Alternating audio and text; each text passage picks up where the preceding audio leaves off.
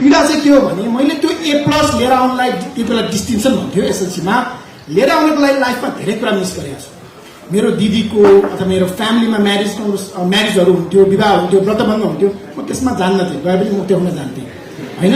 म पूजा कोठामा बसेर फर्स्ट टर्मको तयारी कि फर्स्ट टर्मको लाइफमा त्यो सेक्रिफाइस फर्केर अहिले हेर्दाखेरि चाहिँ मलाई त्यो आक्रोश छ आफैप्रति अरूप्रति कसलाई भने।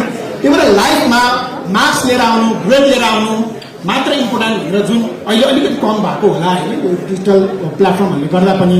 अनि मेरो पीडा चाहिँ त्यो पीडा। अनि 11-12मा पनि डक्टरमा नाम निकाल्ने भनेर मेहनत गरियो होइन। यत्रो केमिस्ट्री किताब त मैले अहिले पनि राखेको छु, यत्रो पढेँ, राति सपनामा पनि MCQ सल्भ गर्थेँ। अनि त्यो ब्याकग्राउन्डबाट आएँ।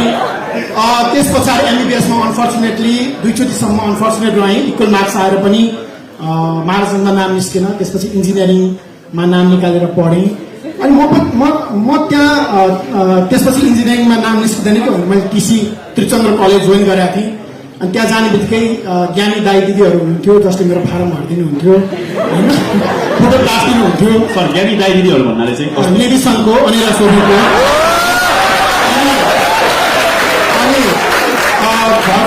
म त अब यस्तो पो हुनुपर्छ हेर भन्ने लाग्थ्यो नि त सर होइन। मैले त्यो पोलिटिक्स देखेँ।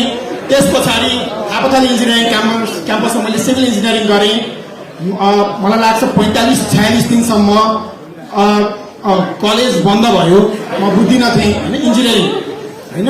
एकजना सरले चिज समात्यो अनि यो रियल कुरा हो। थापाथली इन्जिनियरिङ क्याम्पसको एकजना विद्यार्थी उठेर पेपर च्यातेर हाम्रो सङ्गठनको विद्यार्थीको कापी चेक गर्ने भनेर बन्द गर्नु। मैले साँच्चै बुझिनँ। TCमा BP लाइब्रेरी जलाइयो होइन, मैले देखेको मेरो जर्नी। त्यसपछि मलाई के लाग्यो भने यार यो त रङ भइरहेको छ। मलाई नेभीसँग भने काङ्ग्रेस पनि थाहा थिएन होइन, अब अनिलासँग भने एमाले पनि थाहा थिएन, अहिले पछिमा त थाहा। सर भनेपछि तपाईँ त्यो बेलासम्म चाहिँ राजनीतिमा खासै राख्नुहुन्थ्यो, पढ्ने घर आउने पढ्ने त्यही डक्टर बन्ने इन्जिनियर बन्ने।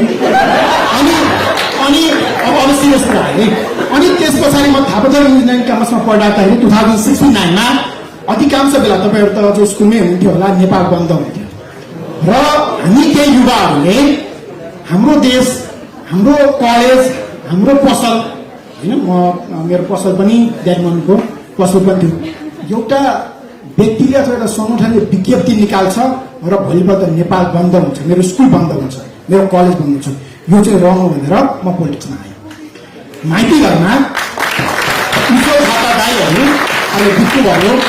विवेकशील अभियान यो कुनै काङ्ग्रेस एमाले माओवादी त्यो होइन, तपाईँ